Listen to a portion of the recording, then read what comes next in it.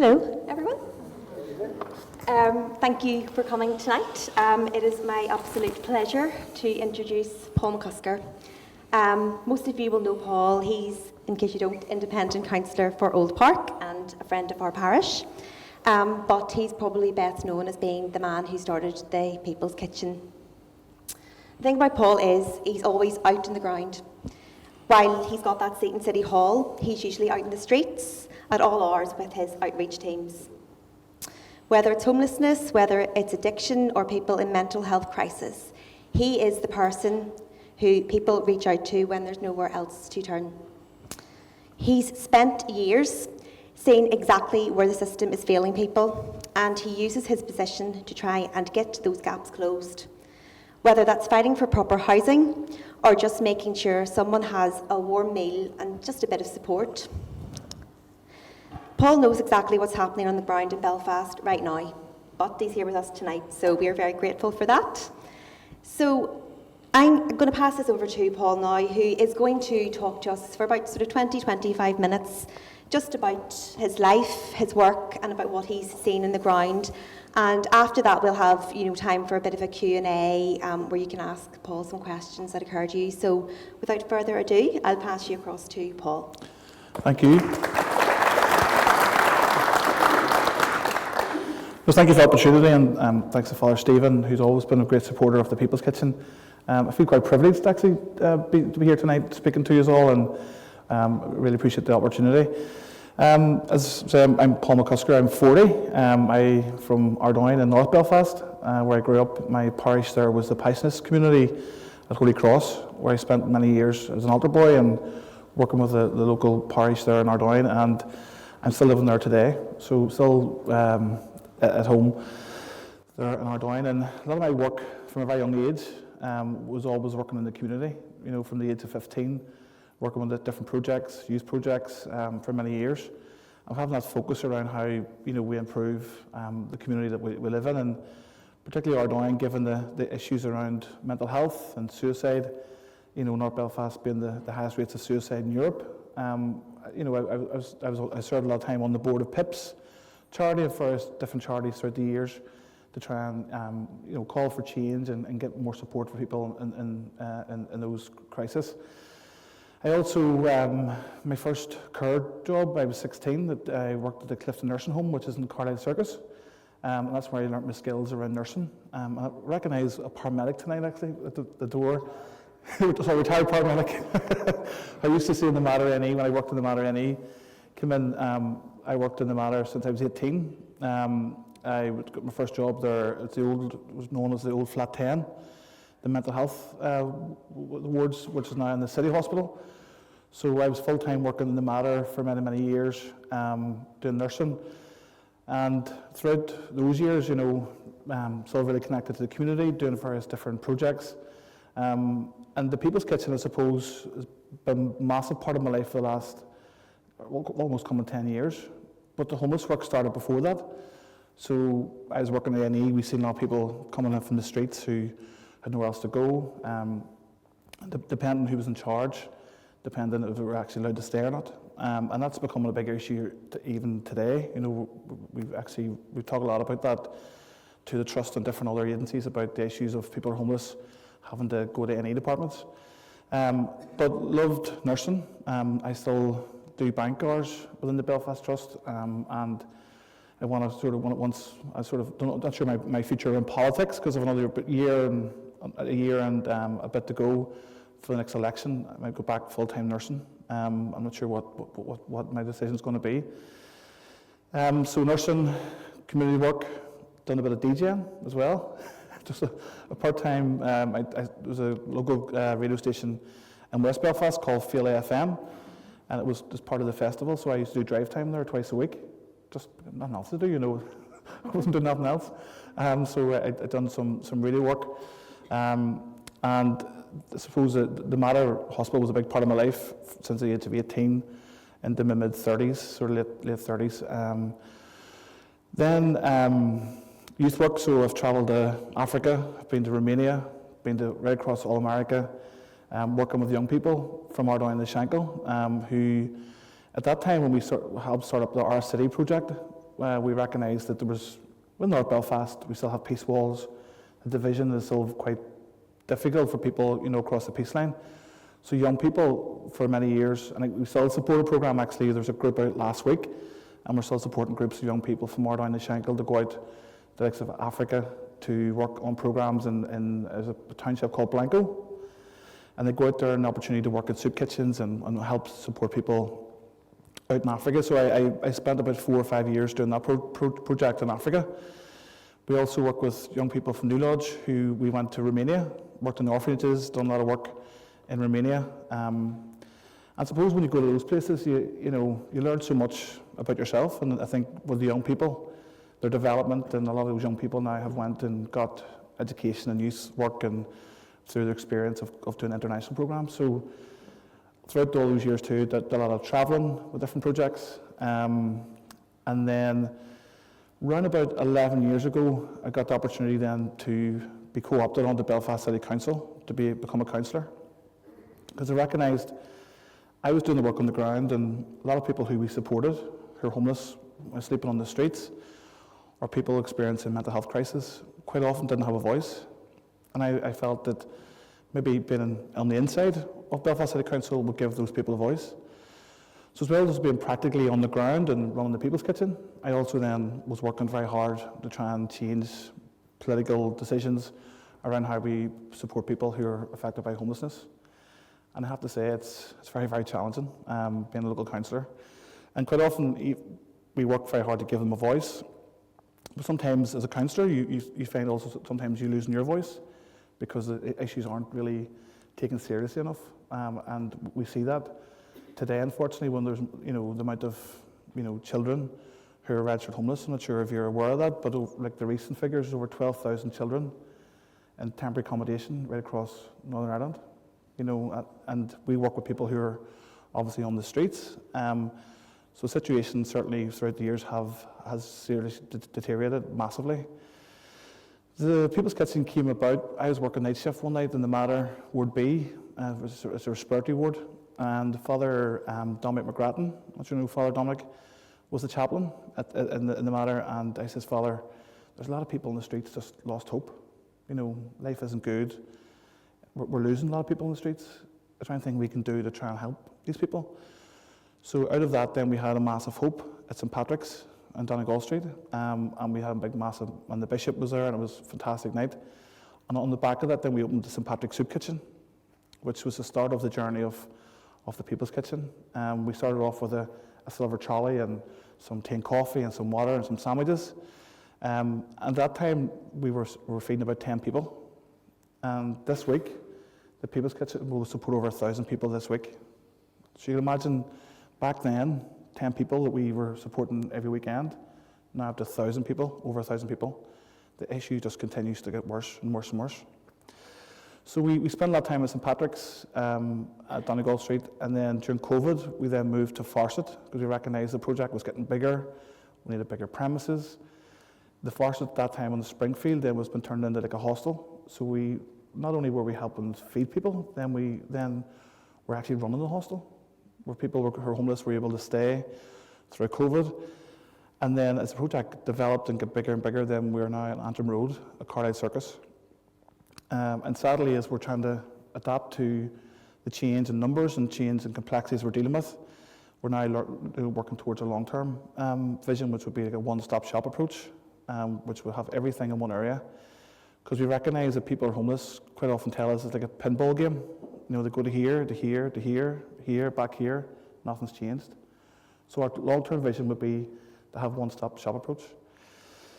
So it's been a journey and a half, I have to say. I've been, done a lot of work throughout the years in the community. And one thing that always strikes me too is that people who give their time up, we have about 50 volunteers, all different backgrounds, priests, nuns, ministers, retired pharmacists, nurses.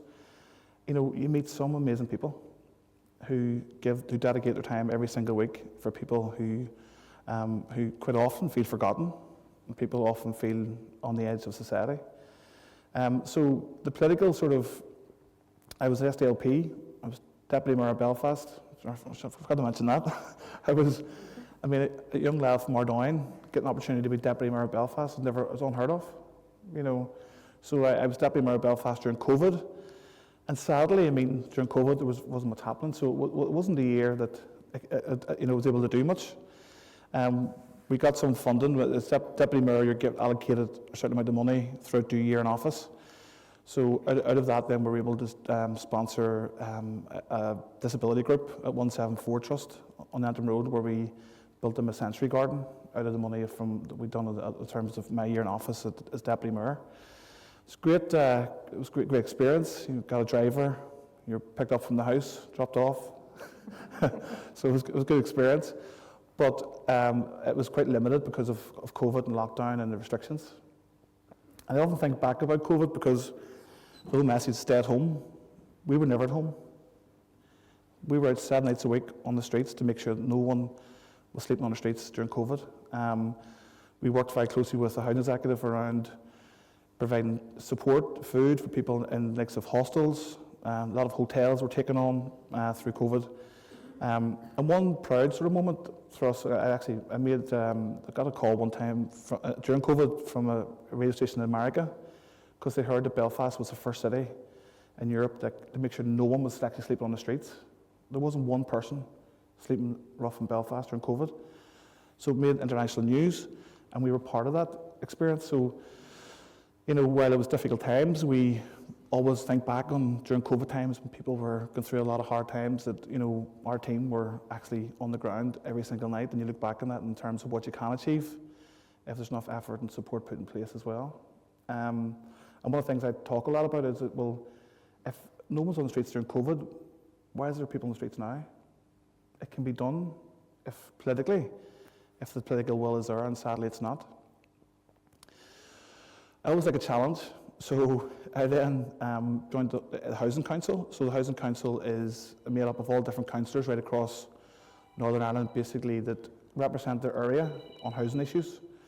So as part of also the Housing Council, you had the opportunity also to join the Housing Executive Board. So I applied for the board, went for the interview, and I thought again, I'll get inside the Housing Executive and try and change things, trying to, you know, improve access to accommodation, trying to reduce numbers. You know, I had this big vision in my head going, I'll go in and change everything. I lasted 4 months because they said, you know, I work on the ground, the conflict of interest. I wasn't able to speak on the news about homelessness. I wasn't able to do this, this, and this.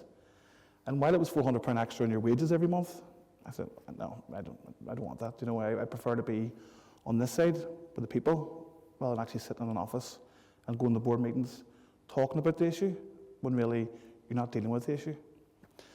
So that was an experience too. I roughly was on the Housing Executive Board for 4 to 5 months. I resigned off the board for that reason. And I've just continued to be that advocate for people who are homeless right across Belfast. And we get people coming from Dublin, from Derry, right across Northern Ireland Our Project for support and guidance.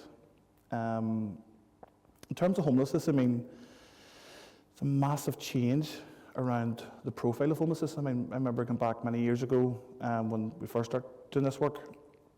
It was the older type gentleman or lady sitting drinking a bottle of whiskey or atop of, you know, Castle Street or somewhere in the city centre. But sadly, tonight in Belfast, we're dealing with 18, 19, 20-year-old females and males injecting cocaine and using high-level drugs, and life's just falling apart. Before we came here tonight, we've started a family group for people who have loved ones in addiction, because we recognise families quite isolated.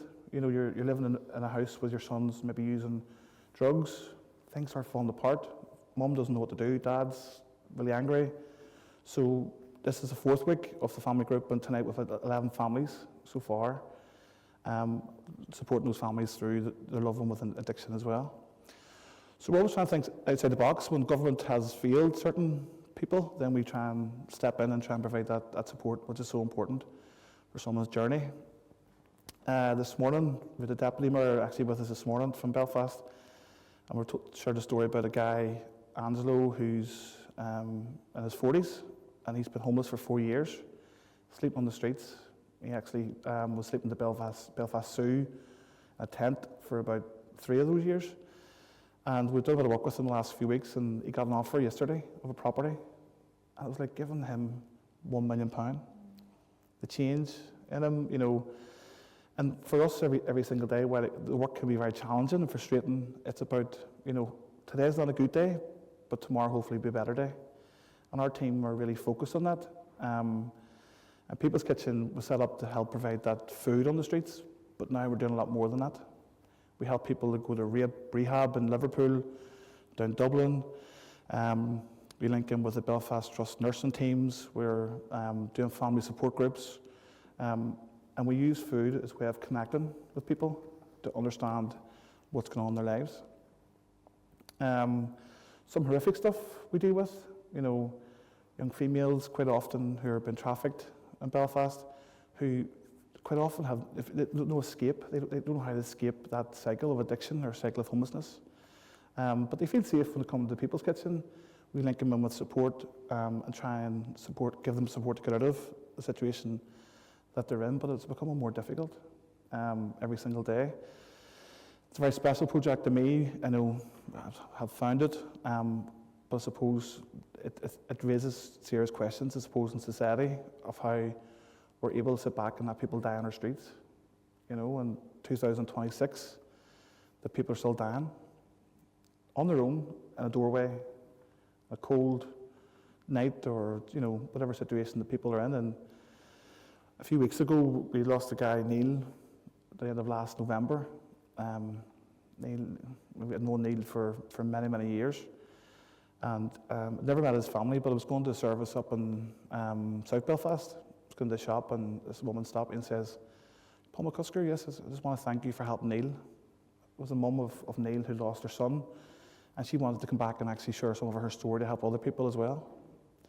So stark reality is that we're losing people. I know Father Stephen knows many of people who use our service, and Father Stephen's very supportive and been fantastic to a lot of people who experience homelessness and addiction. It can be very lonely, it can be very difficult, very challenging for them, but I always say, no matter what, it's still someone's son, someone's daughter. They deserve to be treated with empathy, with respect, and quite often it's the system that's failing them. You know, they're put into a system that's broken, put into places that quite often don't provide rehabilitation. And most people who we support want help. There's this narrative of people saying, oh, they're homeless, they choose to be there, or they're homeless, they've got an addiction. It's their choice. It's not a choice. Why would you choose to lie on Castle Street injecting cocaine and lives just start falling apart? And the most heartbreaking thing is the families. That's why we started the group, because mum and dad's phoning. Have you seen Kathy tonight? Have you seen Jared? Is he okay? Obviously they've been split from their families for different reasons. Tough love has been shown by parents, which is the most difficult part of a parent's decision, is to say, listen, no, you have to leave. Our team would then try and link families with their loved one on the street, or whatever situation that they're in as well. And we did our focus at the start of my journey around homelessness was around prevention, because we need to stop people from falling into the river. We need to, understand why they're falling in. And it's going back, because I forgot to share this bit too, it was going back, it was November time when I first started doing this work around prevention. I was still at home and I was walking out of the house, and mum says, "Where are you going?" I said, "Oh, I'm going to sleep on the streets here." My mum thought I lost my mind. But I went out and blogged my experience of November time in Belfast of what it was like to actually sleep on the streets, and highlight, that as well. So we've done a lot of prevention work, highlighting the issue, a lot of protesting at Stormont, a lot of advocacy work, the call for change, the call to say, listen, you can't sit back and let people die. And that's the reality. And I suppose I am obviously one person in People's Kitchen. There's a massive big team of people within the project that give their time and provide that ongoing support. And on the other side of the political side is also too, you can, because I'm independent now, so I'm on my own, with no political party behind me, you can also be quite isolating for me, because you're one person in a massive big political arena when you're trying your best to call for change. And recently, it feels like no one's listening. You know, we're quite often on the news, UTV, BBC, all the different papers will want a story, want to hear what's going on, they want to see what's going on, you know, on the streets. The chief executives, civil service, you know, the amount of emails I've sent could you know, plaster the walls with all the emails over the last number of months. And it's so frustrating when no one seems to be listening. Because we see the person. Quite often people who are making decisions don't see that person. But our team, we're very dedicated, and we're very keen to keep pushing forward to try and see if we can try and make things better for people. So homelessness certainly has been a big part of my life. I've done lots of other things as well in terms of nursing and DJing and travelling or different projects. But when I look back, one thing for me is that you learn so much about yourself, you know, throughout all the different experiences I've had, working on the ground in the community that quite often has, you know, a lot of tragedy within where I live in Ardoyne. Lost a lot of school friends from suicide. But one thing is that, you know, that communities can improve when they stand together in terms of calling for better support and better resources and being together. And I often talk about growing up where, you know, the neighbour, you can knock on a neighbour and ask for a bit of sugar or tea, or once a week, this wee lady used to make a soup in the street for everybody in the street. I remember sort of as maybe 6 or 7, very young, that happening. That doesn't happen no more. You know, people go in and close the doors, and there isn't that sense of community. Which one thing that was a priest no longer with us, Father Miles Kavanagh, who was a Pisces priest, worked up in Ardoyne Flex Trust, and he, during the festival stuff, he provided a lot of funding to try to bring back communities where you're able to knock a door if you're struggling for milk or sugar, you know. But that whole sense of community, I feel, where I live within North Belfast, certainly is not as it was many, many years ago. And it's so important, you know, to have that sense of community, to know your neighbour, to know someone in the street that if you are struggling, or someone can step in and provide support too. Is that everything? Thank you so much, Paul. I almost don't know what to say to that. That was amazing. Thank you for sharing that. We do have time to take some questions. I'm sure there will be plenty of them. So can I just actually start off, Sure. in case this is asked? As a parish, what can we do? I know there's donations, and we'll be handing out envelopes later for those who want to, you know, support your work. But what else can we do to help? Yeah, so People's Kitchen, we get no government funding, so all our money comes from donations. So we have different events throughout the year. People are very good to us around Christmas time, particularly, is also a big income for us. It keeps us going throughout the year. It roughly costs the People's Kitchen over $250,000 a year to run the project, which is all the stuff around the breakfast in the mornings we do, Monday to Thursday. Like this morning, we had 86 people in for breakfast. People from the street, people from home, people, all different types of sort of people with issues. We do an outreach program 7 nights a week. So our team leave at 8:30 at night, and they're out maybe at 12 o'clock, 1 o'clock in the morning. And also then we do a 3-course meal on a Friday and Saturday night. So a lot of our, donations that we get goes back into the resources that we need. Sleeping bags, we do food parcels, we do different things as well. And one thing we've done recently is, you know, when the housing executive have not been able to provide accommodation, then we've been able to actually put people in the B&Bs and hotels. On Christmas, we put in 37 people on Christmas Eve to make sure people weren't waking up on Christmas Day. So we don't get government funding, but we rely on donations. So any financial donations, food, sleeping bags, clothing, all would be really, yeah. Okay, do we have any questions in the room? Oh, Deirdre? Yeah, you have to speak into it. Thank you very much. That was fascinating. I'm just interested in the political system, and I know that you said you were disillusioned with political parties and the political system. But where do you get the hope from? How do you see it changing, given that we worked so hard to get a mental health strategy, and just before Christmas, the government announced that 80% of it would be shelved, and that covered suicide and a lot of the issues that you're talking about, addiction, and there was just a decision without any consultation to say, we're not doing this anymore because we can't afford it, i.e. it's not a priority? Yeah, really good question. I think for me, use the word frustrating. I'm frustrated every day of the week when you look at our political makeup. I think civil servants have a massive responsibility how we are delivering services. And I think politically, talk about the projects I was involved with around the Shankill, the divide within politics has never been as bad. So when you can't decide on the most important things, how can you decide on those, how money's spent?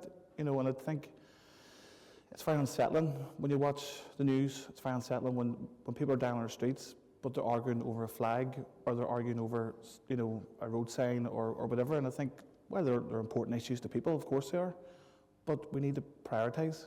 There's no, we have a mental health champion who also, I've met on several occasions, who is trying to push through strategies and legislation, and it's just fallen deaf ears. The amount of strategies that I've heard since being a councillor and all the many years that just develop dust on a shelf, but there has to be accountability. There's no accountability here when it comes to, commission of services in terms of how money is spent, and quite often what it is, it's division, even how money is spent too. I mean, on the council, for example, there's a festivals fund, and it's divided on terms of 500,000 for the Catholics, 500,000 for the Protestants. They might need that type of money, but it's spent to keep everybody happy. So how our money's been spent basically is to keep communities from falling out, and politically, I mean, going to several meetings over the years too, there's decisions made before it comes to even the committee meeting or council meeting. All that sort of deals, the backdoor deals around different political parties, going, well, if you support us for 500,000, we'll support you. So how money's spent also needs to be questioned, because it's not been spent properly. It's been spent to keep people happy within political, communities in terms of political parties and within certain communities as well. But again, mental health strategy, I was one of the ones who helped to push for the dual diagnosis and addiction ball party group. It's a talking shop. All they do, I mean, I've been to several meetings. They talk, and they'll talk. Whatever changes, nothing. Same with the housing executive in terms of the housing strategy, housing supply, the lack of, the new build programme. All that looks really good in a bit of paper. Is it actually happening? It's not. But again, it goes back to accountability, and it goes back to who's responsible. Okay, we'll call them out, and I do call them out quite a lot on the news. But within the civil service and within the political makeup, to get away with so much, definitely. Hey, do we have any more?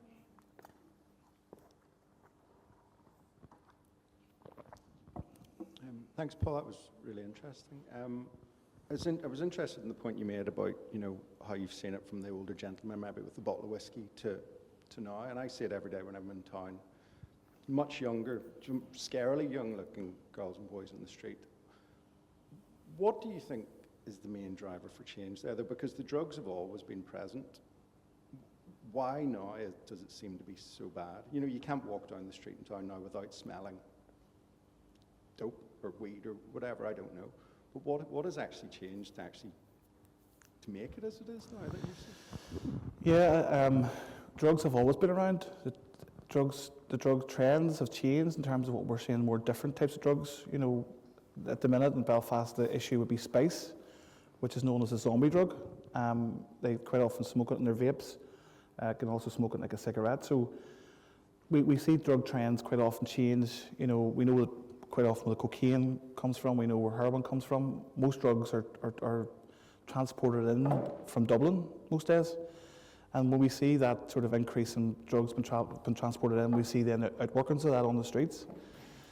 I think for me, for many people who struggle with mental health and addiction problems, they're put into environments that actually makes them 10 times worse.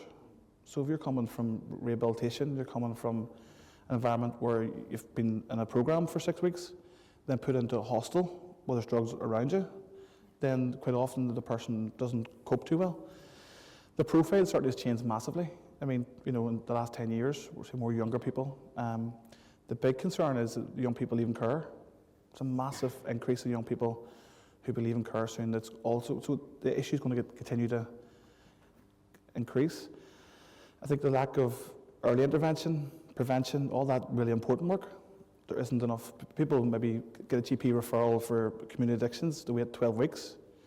If you've overdosed in the last 2 weeks, they're going to continue to use drugs until so the chance of overdosing again is very high. So the challenges around drugs is massive. One thing I did mention on the news was that we're not going to police our way out of this.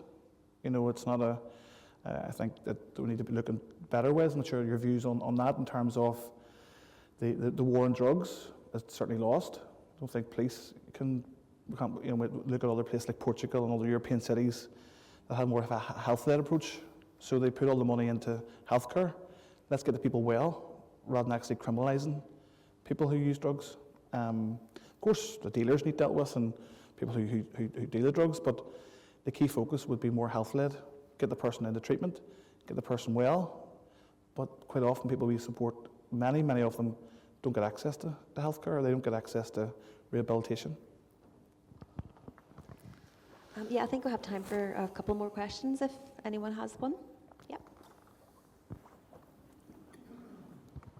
I just want to confirm what you do because I work part-time. I am a CPN and have nursed for over 53 years, but I'm working currently in South Belfast, and I've been on the receiving end for a young man, very vulnerable, just left prison, addiction services, probation services, extern, and myself, trying to pull back his flat together, and it was people's kitchen he went up to, and they talked about this, Paul, and he got a 2-seater settee, and then the assertive addiction person was up with him.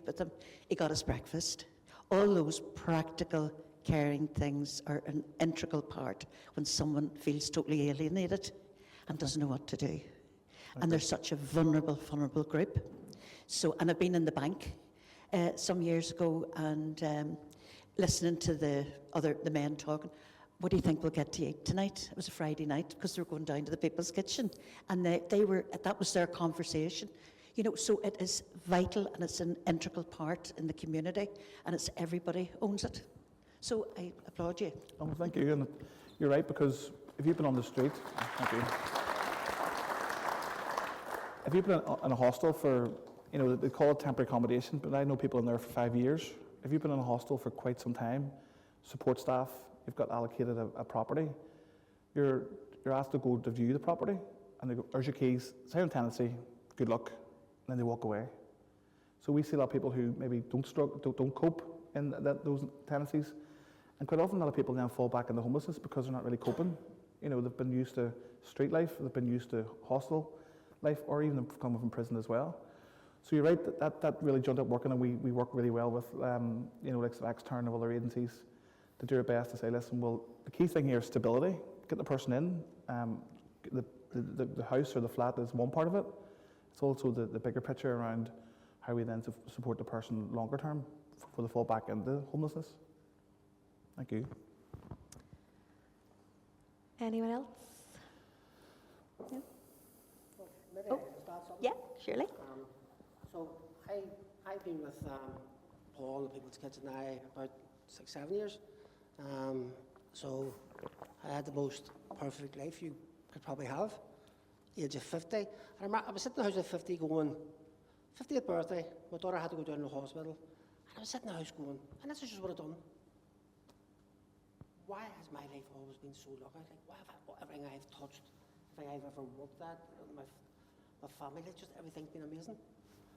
2 years later, I was homeless.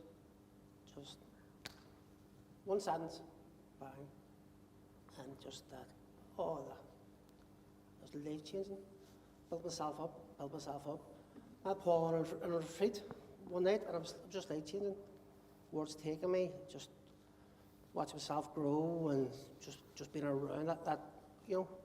And from looking back now, at the time I thought it was a nightmare I was going through, but looking back now, I wouldn't give 1 second of it up, because it's just made me just a different look at life. And another wee thing there, just that another part of what we're doing now in People's Kitchen is with a big influx of refugees, asylum seekers now coming through our doors, and they come through them doors, and I mean they're you can see that their background, from where they came from, they're proud, dignified people. They come in with their heads down, they're not ask for that, and they'll sit down and you start to work with them. So that's another big part of what we do. We've also, for the last year, so we've had different groups coming in. The Chinese group, all different. Coming in. It's amazing to watch. There was a group of women, I think, from Syria, who'd come in, and they had through the People's Kitchen asked could they come and prepare a meal for the homeless. And see, just to watch all these women around this table, just using their hands to make the food, and just the whole excitement. So we had that. I mean, the other side, not to get too political, I mean, for the last year, Paul was at the forefront of dealing with young Catholic nationalist families being driven out of their homes. And that was, I mean, when we sat down with the police, when we sat down with all the different agencies, Paul would know more about it than me, it was just a hopelessness that they didn't know how to deal with it. Just did not know how to deal with it. And I think the houses in particular are still, they were brand new houses, they're lying empty. And there was a bit of an increase in that last year, so it's another part of what we're doing. So then I'll finish by saying probably our most treasured volunteer in the People's Kitchen is a refugee from Azerbaijan, and she is just an amazing volunteer. So it's just a... Well, I suppose that's another question around the issues around people who come here for asylum, and the whole narrative around they're here to steal their jobs, they're here stealing their houses, which isn't the case. I think that narrative needs called out as well, and that's a challenge. Is not only we've dealt with those families who were, targeted because they were Catholic, but also the migrant families that we also dealt with in North Belfast too over that time as well. But that's certainly a big problem that adds to the whole issue of trying to resolve issues, around homelessness. Thank you. Well, if that's everything, I just want to thank you again, Paul. I think everyone can join with another round of applause. Just thank you so much for coming, for sharing all these experiences. I think we need to hear this as a community.